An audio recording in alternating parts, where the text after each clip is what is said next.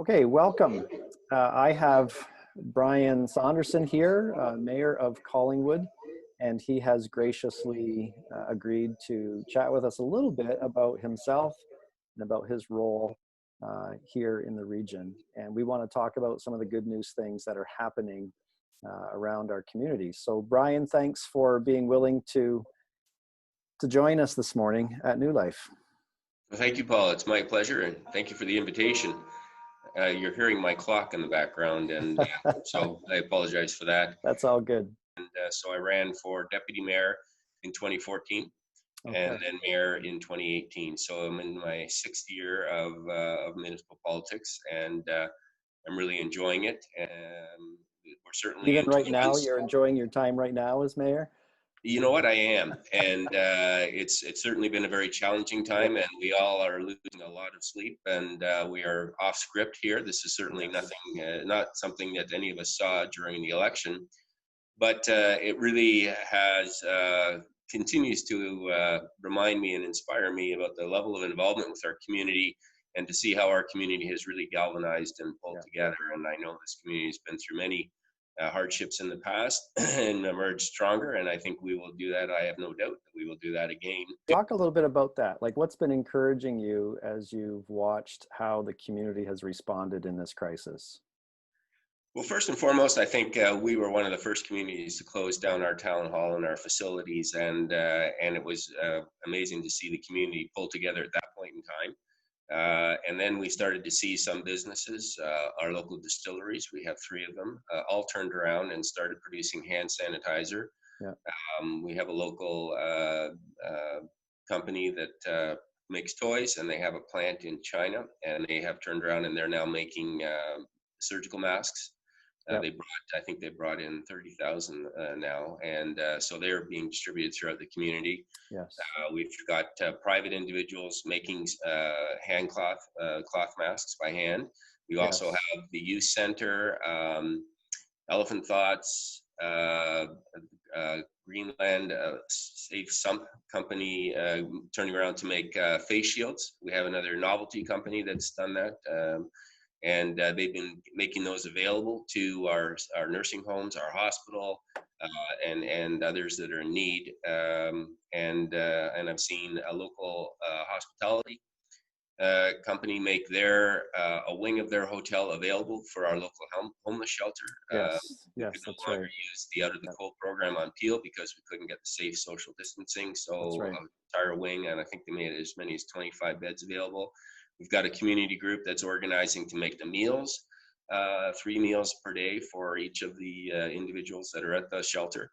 Yeah. So these are the types of things that really I find inspiring, and even things small, I guess, in terms of the effort involved, but amazing in terms of the impact.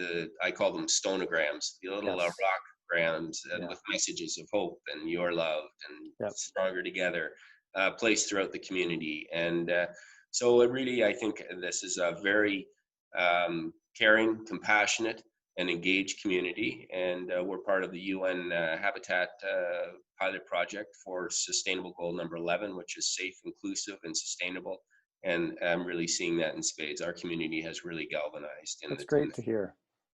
So I also wanted to ask you, in the reality of the situation, there are a lot of things to be concerned about. So just, from your perspective, what do you see happening, or where do you see things that concern you in the coming weeks and months?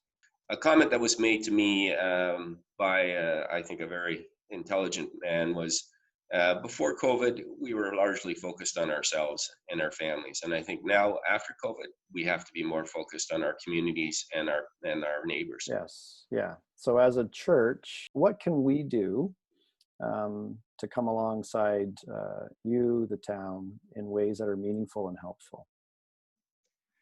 Well, I think what you've been doing has been fantastic. I know the faith community has been huge in the PPE front, and also supporting those that are more vulnerable in our populations. I think as a community, we have to look at ways of working together. And so I think I think there's a real opportunity for us to sit down and look at ways that we can pull together. And I'd be happy to have those discussions with yourself and others in the faith community and about how we can support each other. Homelessness is going to be, I think, a growing issue with the new COVID reality. Finding ways to properly and safely house these people is going to be a concern. Making sure that we get food for them and get that to them in a way that's safe. So I think there is very much a role for the faith community and your congregation to play in that, and sitting down to have discussions about how we do that. We would absolutely welcome. Yeah. And for those of you watching, New Life is involved with the Out of the Cold program. They're using our space here at 28 Tracy Lane. We're also involved with their Urgent Needs Fund and making some funding available for them for some of those things. So we'll continue to have conversations with Brian and with the town on what we can do. Brian, we also want you to know, like, as mayor, we pray for you. Last week, we highlighted a video of kind of the Georgian Triangle Ministerial and involvement with the community. We have taken the time to pray for you as one of our community leaders, and we will continue to do that, and seeking for you to have wisdom. And we know that your job right now, for so many others, is very difficult, and you are off script and doing the best you can with the level of information that you have.